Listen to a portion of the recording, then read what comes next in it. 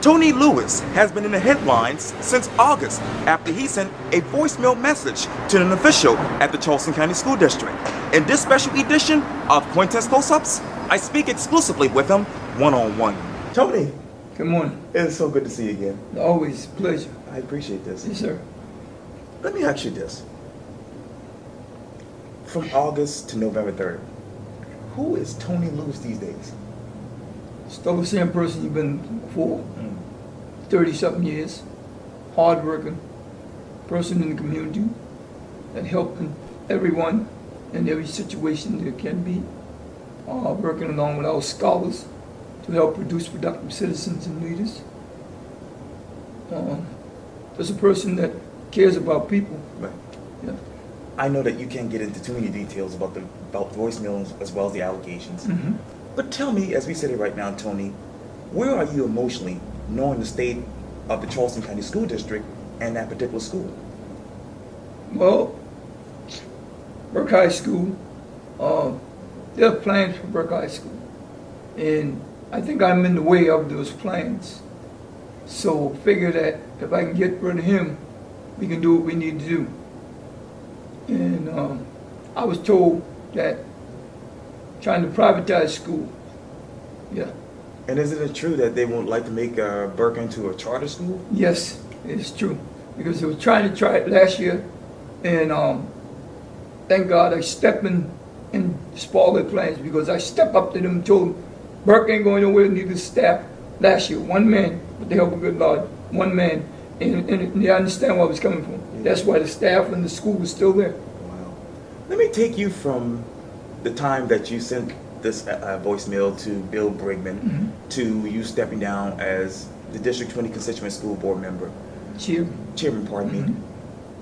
What was that like for you? Well, it was kind of hard, because all I was doing is not directly trying to,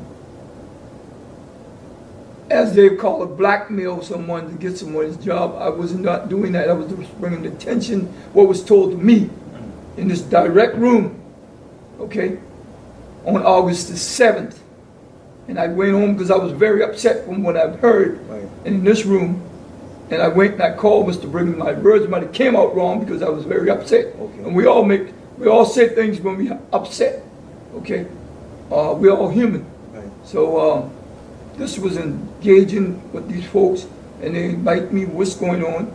And as I said, I was upset. And I said, you might have said it the wrong way in the wrong terminology, but it never meant no harm. Just to bring the attention that you have these ladies qualified to do your jobs to help make sure our scholars get the tools and the resources and the things they need to be successful, but we're not overlooking them by jobs. And we would go and reach out all the way in other states, parts of the United States, to bring folks in. We got qualified folks here. Well, Tony, let me ask you this. How did you make the connection from the alleged allegations at Burke High School to trying to get women really jobs at Burke? How did you think that do? How long did that take? What was that all about? Well, it was not so much. Like I said, I met these ladies on a Sunday, and that happened on. This was engaging with the ladies about their jobs, and they were overlooked. Their interviews were taken out of the candidacy and all kind of things, and they were qualified. But I was told, "Oh, you don't know, Mr. Lewis, what was going on in their records." Well, hold on. It can't be so bad if you let them stay there for 17, 20-something years. Something wrong with the picture. And one of the principals, she was a principal at Burke High School at the time, interim principal. Right. She did a great job. And I fought to get her in the interview. Okay. So that kind of deterred the plans of what was planned on they had coming there. One of the principals from North Charleston High School. So he didn't get the nod, so that got everybody upset, because there were major plans going on for Burke High School. And isn't it true that he didn't want to take the job at Burke? No, he didn't want it, but it was forced on him. But there was some problems going on that they were trying to get him out of there. Okay, so and I found out all that. Wow. So it was like June 16th of this year, I got a call, text in my phone saying, hey, Mr. Lewis, trying to bring Grimm here, the place Maurice Cannon.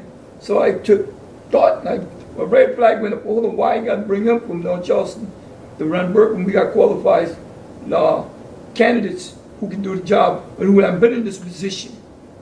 So it's a red flag went up. Wow. Well, you know, a lot of people had a lot of red flags about you. They felt like they didn't have any integrity in you. For those people who are doubting you even now, who is Tony Lewis? As I said, Tony Lewis is that strong voice for the community and the people, and especially our kids, our scholars. Because see, you got people who can't speak up for themselves. Mr. Lewis, I've been in everywhere there is either a District 20, was a District 20 member and chairman. I've been in every school there is in Charleston County dealing with issues for these people, for these kids' parents, and all over Charleston County. And as you know, the article came out that you were actually banned from some of the downtown schools because of some issues going on with your grandson. As we sit here right now, what's going on? Well, it was a trumped up thing to get me from engaging with the parents as time goes. That was another ploy to keep me from engaging with the community and the parents. Seeing that my face was constantly in the schools, right.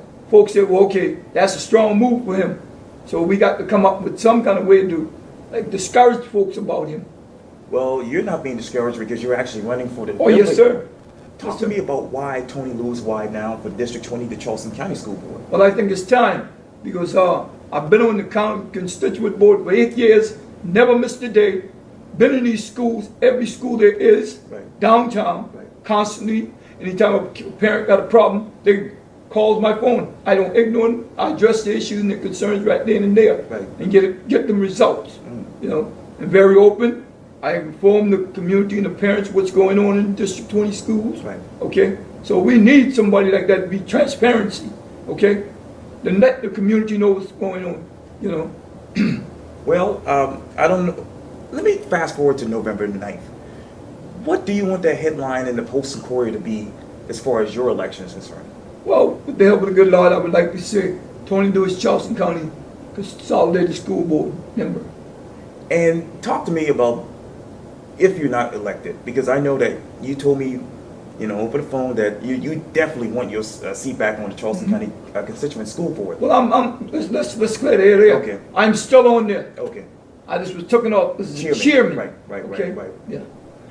But I mean, if you're not on the big board, do you want to return as chairman? Oh yeah. Okay. I would love to. Matter of fact, I shouldn't have even relinquished my seat because I didn't see I did nothing wrong. Right.